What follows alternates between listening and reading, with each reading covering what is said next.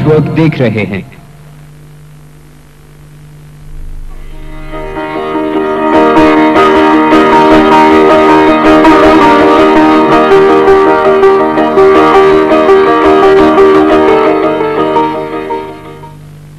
Doctor وقاص احمد خواجہ نے انگریزی ادب میں وکٹورین فکشن پر ڈاکٹریٹ کی۔ امریکہ جانے سے پہلے قانون کی وکالت کرتے رہے۔ آپ شاعر، نقاد اور دانشور ہیں۔ آج کل ایڈمز اسکاٹ کالج ایمرے میں لٹریچر پڑھا رہے ہیں۔ شاعری کی 3 کتابیں شائع ہوئیں۔ ان کی گفتگو پیش ہے شریک گفتگو محمود گیلانی جو خود افسانہ نگار ہیں۔ ڈاکٹر وقاص خواجہ، آج کل south Asian writers, south East Asian writers دوسرے فرنٹیئرز میں جا کر یعنی دوسری زبان میں بہت لکھ رہے ہیں اور خوب لکھ رہے ہیں۔ اگر میں اس کا تھوڑا سا مقابلہ کروں لیٹن امریکن رائٹرز کا، جب ان کا بوم پیریڈ آیا تھا، تو اس میں کیا مطابقت ہوتی ہے؟ آپ اس پہ کچھ روشنی ڈالیں۔ یہ صحیح ہے کہ کمپیریزن کیا جا سکتا ہے دونوں قسم کی لٹریچرز کا، میں کہوں گا، لیکن یہ کوئی فالس کیٹیگری ہے میرے خیال سے۔ یہ بات بنتی نہیں ہے کچھ، اس لیے کہ جو south East Asian, south Asian یا افریقن لٹریچر انگریزی میں لکھا جا رہا ہے، فرینچ میں لکھا جا رہا ہے، یہ خاص طور پہ کالونیز سے آ رہا ہے، فارمر کالونی سے آ رہا ہے، اور اس کے اندر جو میجر کنسرن ہے لکھنے والوں کا وہ یہ ہے کہ اپنی کلچر کو ایک سیکھی ہوئی زبان میں، جو ان کی نیٹو زبان نہیں ہے، سیکھی ہوئی زبان ہے، اس کے اندر باہر سے آئی ہے، learned language as it is, اس کے اندر اس کا کسی حوالے سے ترجمہ کریں۔ اور جب یہ ہوتا ہے تو ایک فنومینا جسے آپ کہیں گے ہائبریڈائزیشن، یہ وہ فنومینا ہے جو اس سے اجاگر ہوتا ہے، جیسے آپ کو نظر آتا ہے بھائی۔ یہ ہائبریڈائزیشن ایک بڑی خوبصورت چیز بھی ہے، لیکن بہت سے لوگ ہیں اس کو چیلنج بھی کرتے ہیں ہائبریڈائزیشن کو۔ اب اس حوالے سے میں یہ کہوں گا کچھ رائٹرز ہیں، مثلا آپ 2 رائٹرز کو لیجئے، ایک طرف سلمان رشدی ہے، ایک طرف اروندھتی رائے ہے۔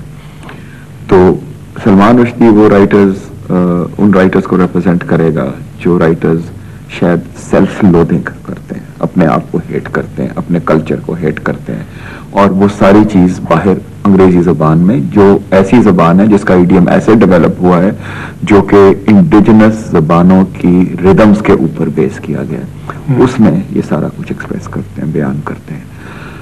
اروندھتی رائے بھی ایسی انگریزی لکھتی ہیں جو کہ انگریز یا امریکن نہیں لکھ سکتے، وہ خاص وہی سینسبلٹی سے لکھی جا سکتی ہے جو کہ ہائبریڈائزڈ sensibility who. In other words انگریزی زبان ہے، اس کی گرامر ہے، لیکن اس کو اپنے ماحول میں، اپنے انوائرمنٹ میں، اپنے ماحول کی سپیچ ریدمز میں، اس کی زبانوں میں ڈھال لیا گیا، لیکن وہ سیلف لودنگ کے ساتھ نہیں لکھتی، سیلف ہیٹریڈ کے ساتھ نہیں لکھتی، بلکہ وہ اپنے کلچر کو امپریس کرتی ہے۔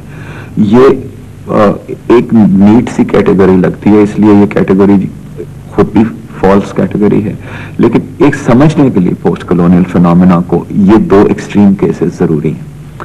جب سلمان رشدی کی بات ہوتی ہے یا سلمان رشدی کا انٹرویو ہوتا ہے تو وہ یہ بات کرتا ہے کہ وہ سارے انڈیا کے بارے میں لکھنا چاہتا ہے۔ اگر میں اس کے الفاظ استعمال کروں جو اس نے چارلی روز کے انٹرویو کے دوران کہے PBS پہ، تو وہ یہ تھے I want to write about the whole damn thing۔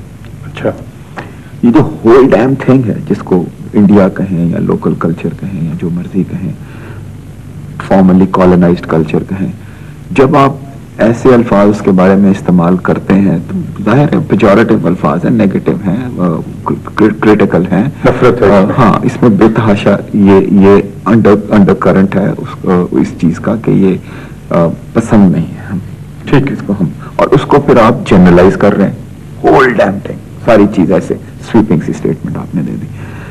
لیکن جب اروندھتی رائے لکھتی ہے تو اپنے ناول کا نام رکھتی ہے وہ گاڈ آف اسمال تھنگس، تو وہ یہ ہول ڈیم تھنگ پہ نہیں لکھتی، بلکہ وہ چھوٹی چھوٹی باتوں کو جن کو ہم اگنور کرتے ہیں، جن کو ہم پیریفری پہ سمجھتے ہیں کہ ایجز پہ ہیں، اس کو امپریس کرتی ہے۔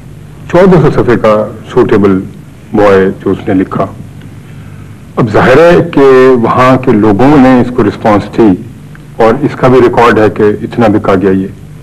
میں چاہتا ہوں کہ اس سوال کے جواب میں ایک اور بات آپ ساتھ ملائیں کہ یہ ٹرم آئی ہوئی ہے پوسٹ کلونیل رائٹرز، پوسٹ کلونیلٹی، یہ کیا ٹرم ہے، اس کا کیا مطلب ہے؟ پوسٹ کلونیل کیا ٹرم ہے؟ پوسٹ کلونیل رائٹرز کون سے رائٹرز ہیں؟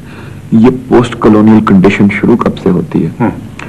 بڑا ایک مشکل سا سوال ہے جس میں بے تحاشا تھیورسٹس ہیں، فلاسفرز ہیں، سوشل سائنٹسٹ ہیں، ہسٹورینز ہیں، وہ سوچتے ہیں اور لکھتے ہیں۔ اس میں مشکل بات یہ ہے کہ کس کالونائزیشن کا ہم ذکر کر رہے ہیں۔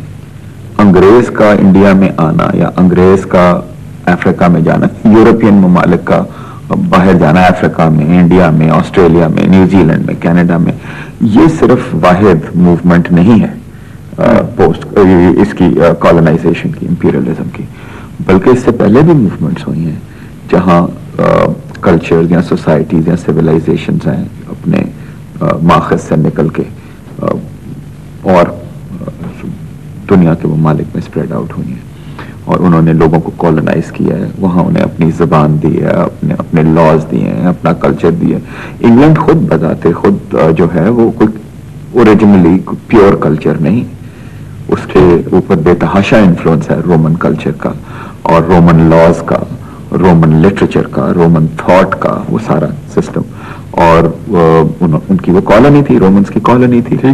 نہ صرف یہ بلکہ بعد میں فرینچ نے بھی وہاں پہ اسٹیبلش کیا۔ وہ علیحدہ بات ہے کہ جب فرینچ نے اس کو کانکر کیا انگلینڈ کو 1044 کے اندر، تو اس کے بعد انہوں نے امبریس کر لیا، فرینچ کلچر کو ہی امبریس کر لیا، پھر ایک اور ہائبریڈائزیشن وہاں پہ ہوئی اور وہ ایک نیا کلچر ڈیولپ ہونا شروع ہوا۔ تو پھر ہم 13ویں صدی میں آ کے چوسر کی بات کرتے ہیں اور کہتے ہیں جی پہلی دفعہ یہ جس کو ہم ماڈرن انگلش سینسبلٹی کہتے ہیں یہ ڈیولپ ہوئی ہے۔